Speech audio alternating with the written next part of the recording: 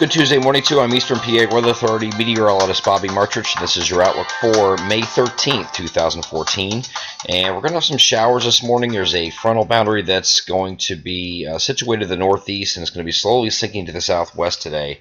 So we're expecting some showers to across northern PA. This is actually at 5 a.m. on Tuesday, to move to the southeast. And I don't think everywhere down here in south central PA is going to be affected by this. You can see they put this in motion here. Mostly a northeast PA, eastern portions of the state of Pennsylvania, and then it's going to head across New Jersey, and then it's going to just kind of fall apart. So we're not really looking at too much in the way of precipitation today. You got these little pop-up showers here. Here's Tuesday afternoon again, some pop-up showers here.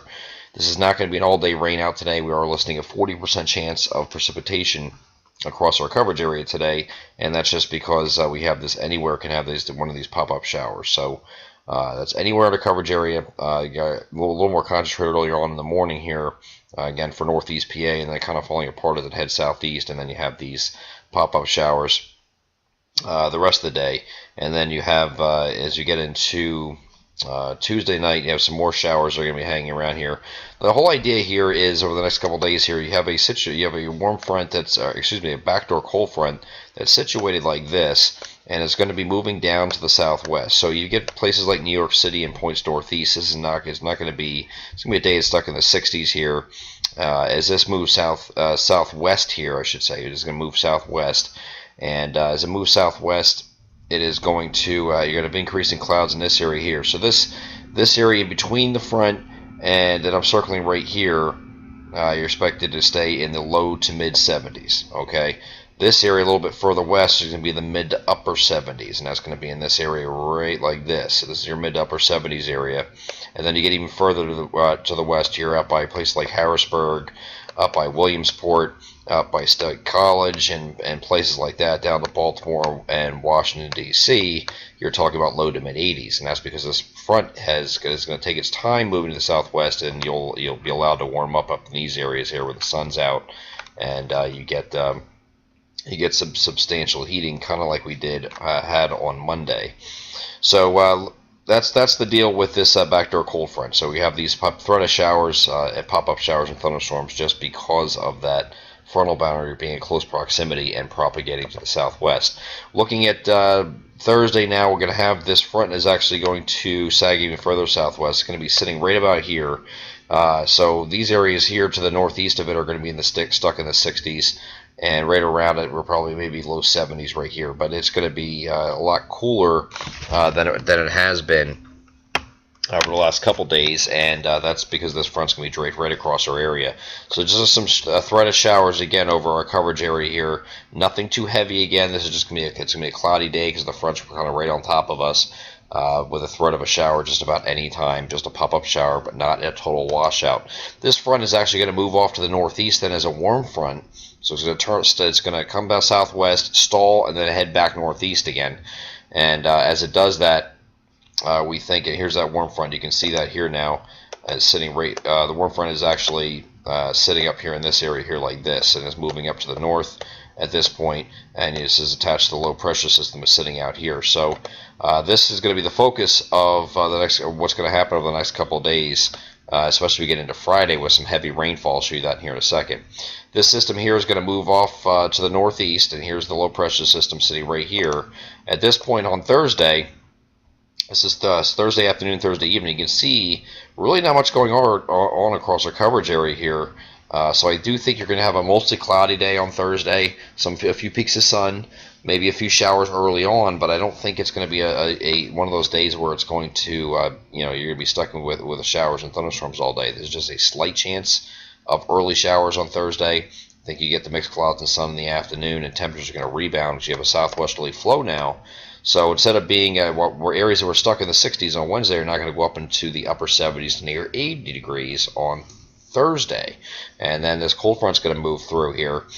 This is going to be a very slow mover and has a tropical connection with it. So as this moves eastward here, we're going to have some very heavy rainfall, we think, or have to watch for with this frontal boundary. We're going to take a different look here, and you'll see as this moves east here, you have that tropical connection and a meridional flow, So you have which is a north-south flow here. So you have a tropical connection feeding into this system here like this, and that's going to enhance rainfall rates. You get some very heavy rainfall moving across the area here. Now we're not talking. A lot of people have asked us about flooding. I don't think we're talking about flood watch criteria. We're talking about flash flooding, and you're probably sitting there thinking, okay, well, what's the difference?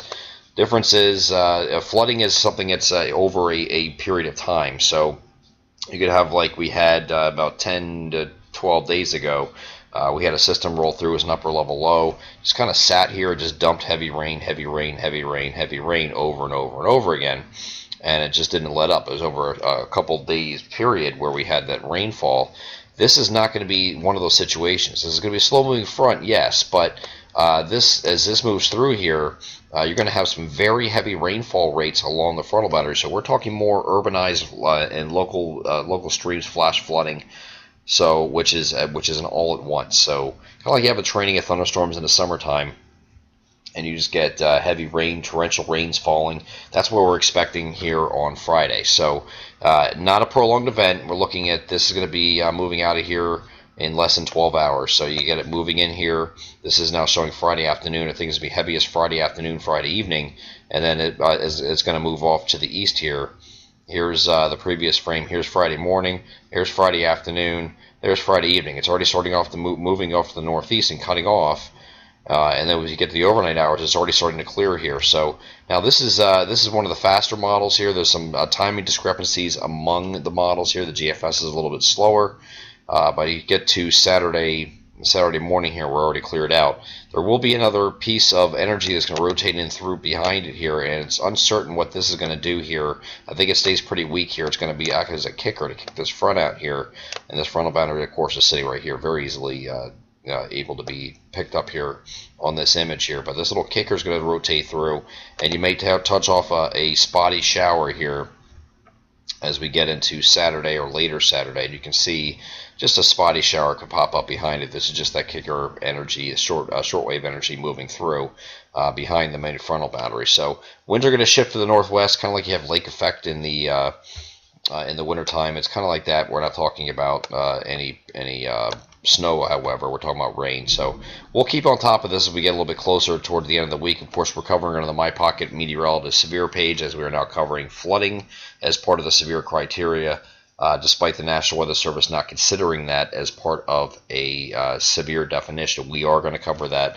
as part of the My Pocket Meteorologist program. So rainfall estimates will be given last minute here publicly on the page, but if you want the information in advance, like we have been doing already to our subscribers, make sure you check out the My Pocket Meteorologist link, and we can get text and email alerts right to your phone or your computer, and get that information out to you as promptly as possible for the area specifically that you live in.